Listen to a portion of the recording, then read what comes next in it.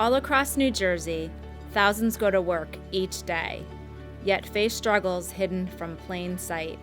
Paying basic bills, providing for their children, caring for a loved one.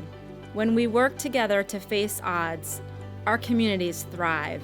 When we give, life is better for hardworking Alice families and all of us. Here's how.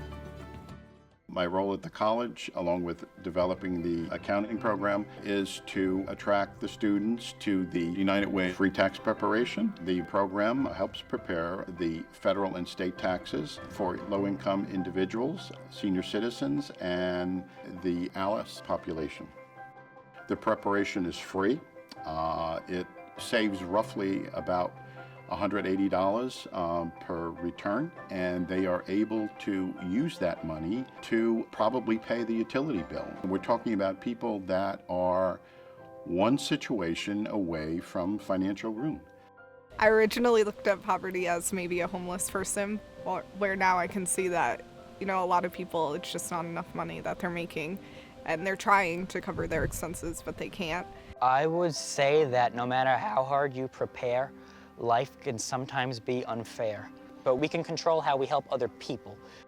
I had one client, we had been going through her return. She's like, is that how much I'm getting back? And I was like, yeah, it's $5,000. She's like, this is gonna help me out so much with paying the bills and going grocery shopping and helping out my family overall. She was just so happy. And it just made me feel really good on the inside. My heart just swelled for her. And I think the United Way, with their emphasis on childhood education, on healthcare, and on financial literacy, brings a tremendous opportunity for individuals to be able to become self-sufficient.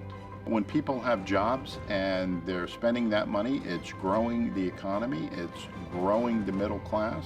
We get more income in the community, so it becomes more of a community where we all would like to live in successfully and happily.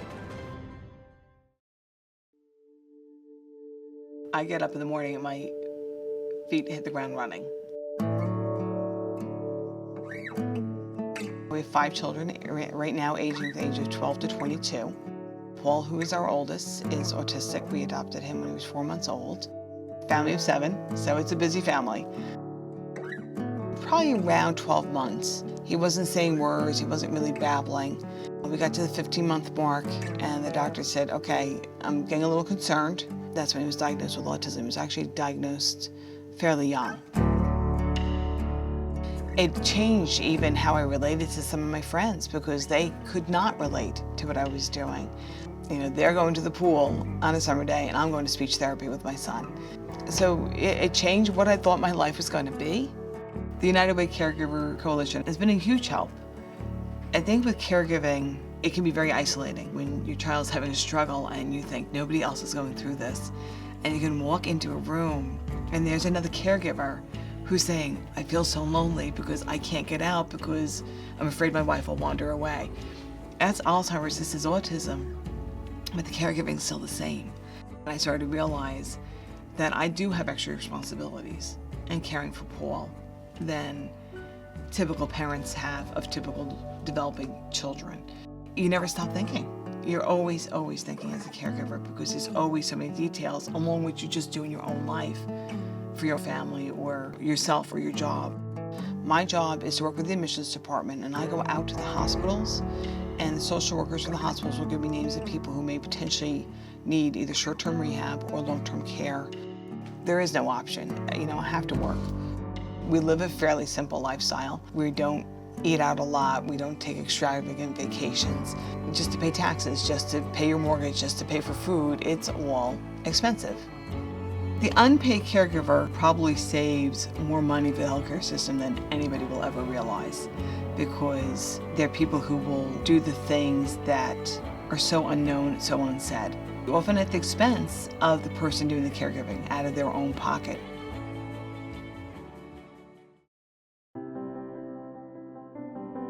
Being in the classroom it's amazing. Seeing them grow, seeing them actually share their first time or writing their name makes me feel that all the hard work that we put in, that you are making a difference.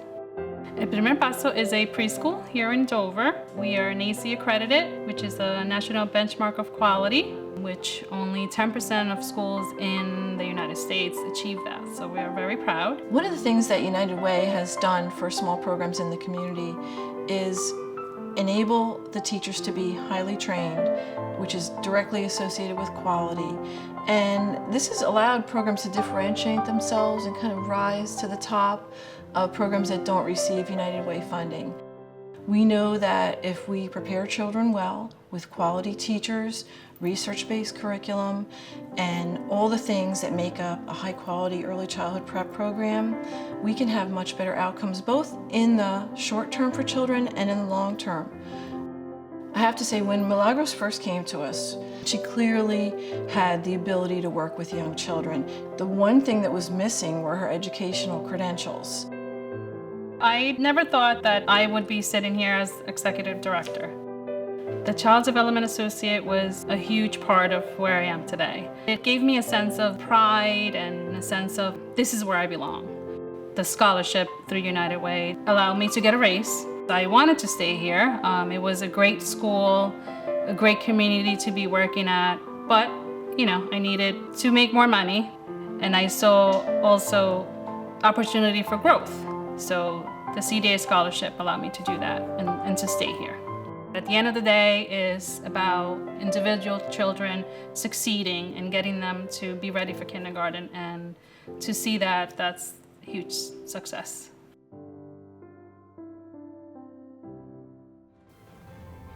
Great things happen when we live united.